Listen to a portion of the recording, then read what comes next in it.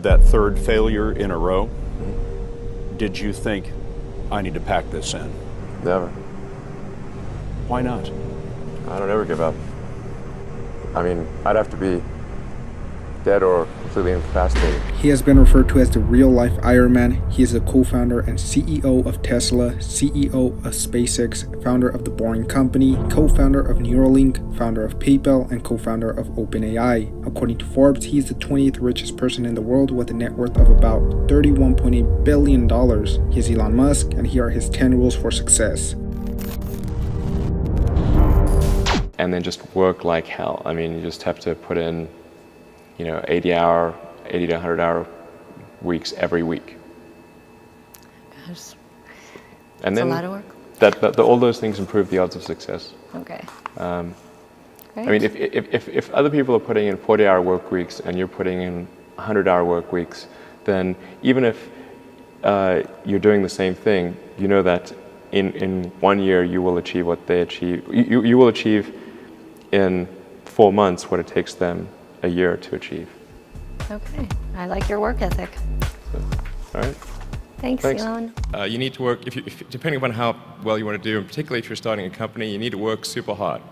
So what does super hard mean? Well, when my brother and I were starting our first company, instead of getting an apartment, we just rented a small office and we slept on the couch.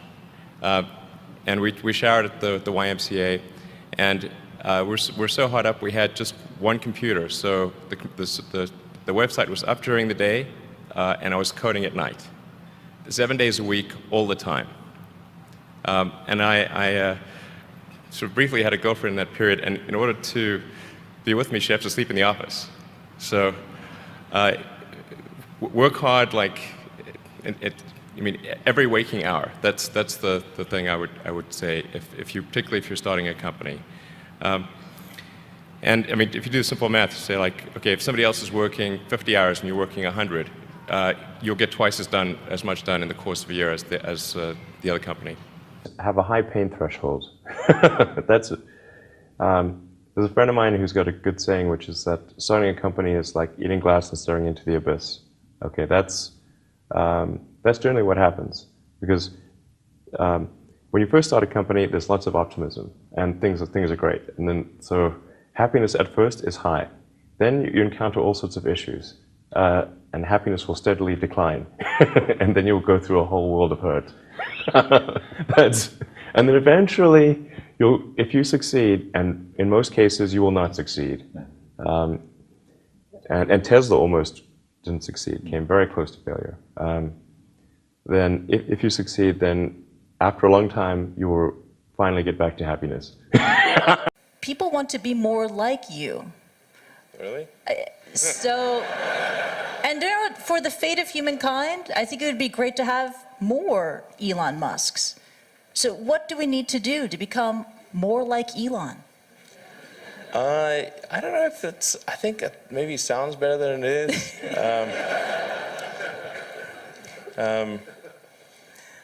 Yeah, I mean, honestly, like there's a friend of mine who's got a great saying about creating a company, which is trying to build a company and have it succeed is like eating glass and staring into the abyss.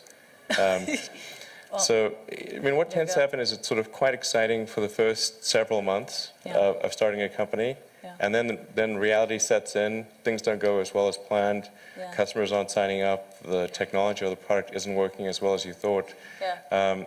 And then that can sometimes be compounded by a recession, and it can be very, very painful for several years. So I think, frankly, starting a company, I would advise people to have a high pain tolerance. Yeah. People do not think critically enough. I mean, critical thinking is a skill in short supply, where people take too many things they assume too many things to be true without sufficient basis in that belief.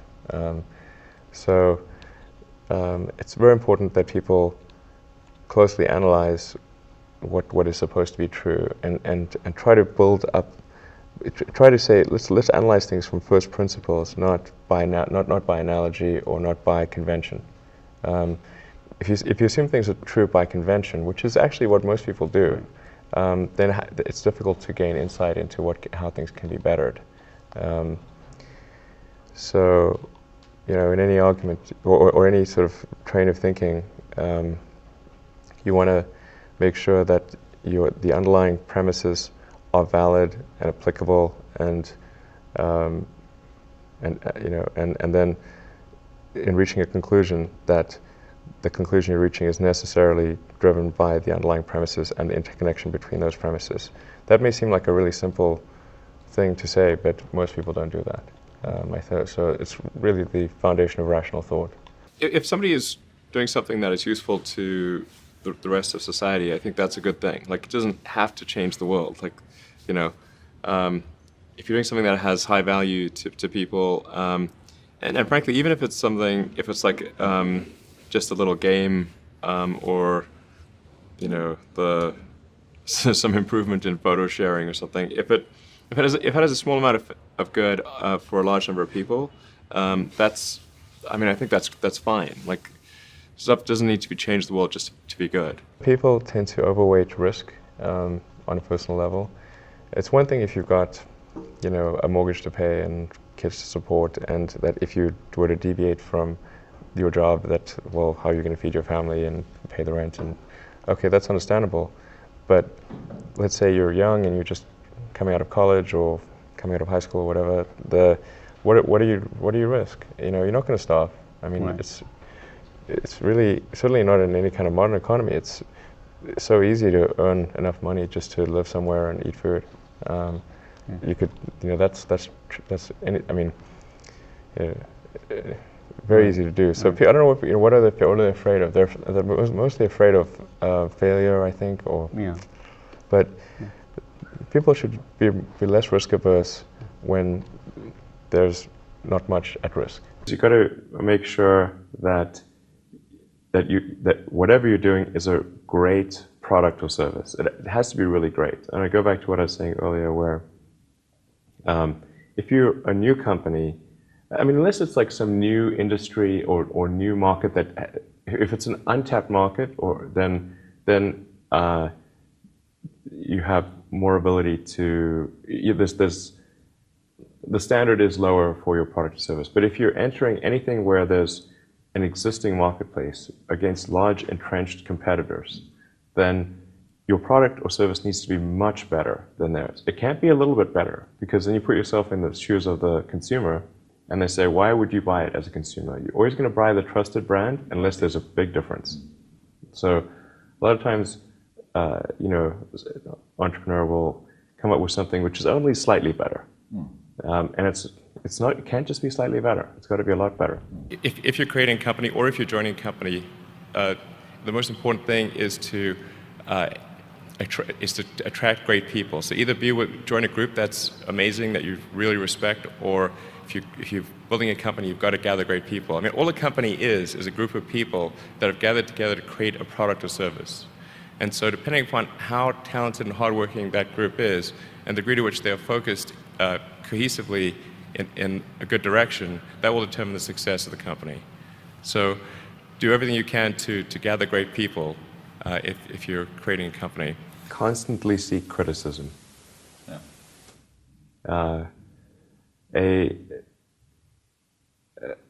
A well thought out critique of whatever you're doing is as valuable as gold. And you should seek that from everyone you can, but particularly your friends. Usually your friends know what's wrong, but they don't want to tell you because they don't want to hurt you. So lift you up, sort of your. Yeah. So they'll say, "Oh, I wouldn't encourage my friend, so I'm not going to tell him what I think is wrong with his product." Yeah. It doesn't mean your friends are right, but very often they are right, and you at least want to listen very carefully to what they say, and to everyone. If you're looking for, basically, you should take the approach that you're wrong. That you, the entrepreneur, are wrong. Your goal is to be less wrong. Don't just follow the trend. So you may have heard me say that it's good to think in terms of the physics approach of first principles, which is, rather than reasoning by analogy, you boil things down to the most fundamental truths you can imagine, and you reason up from there. And this is a good way to figure out if something really makes sense, or if it's just what everybody else is doing. It's hard to think that way. You can't think that way about everything. It takes a lot of effort. But if you're trying to do something new, it's the best way to think. And that framework was developed by physicists to figure out counterintuitive things like quantum mechanics. So it's really a powerful method. People who've been in the rocketry business for decades, who say about you that you don't know what you don't know. Well, I suppose that's true of anyone. How can anyone know what they don't know? But when critics say you can't do this, your answer to them is, we've done it. You know, there are American heroes who don't like this idea. Neil Armstrong, Gene Cernan have both testified against commercial spaceflight and the way that you're developing it, and I wonder what you think of that.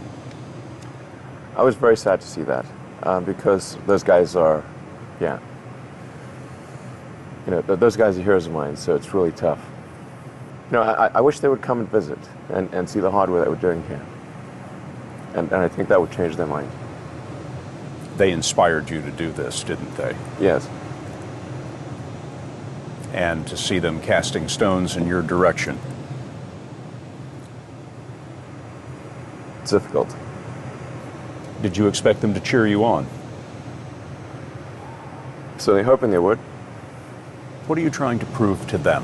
What I'm trying to do is to make a significant difference in spaceflight and help make spaceflight accessible to almost anyone.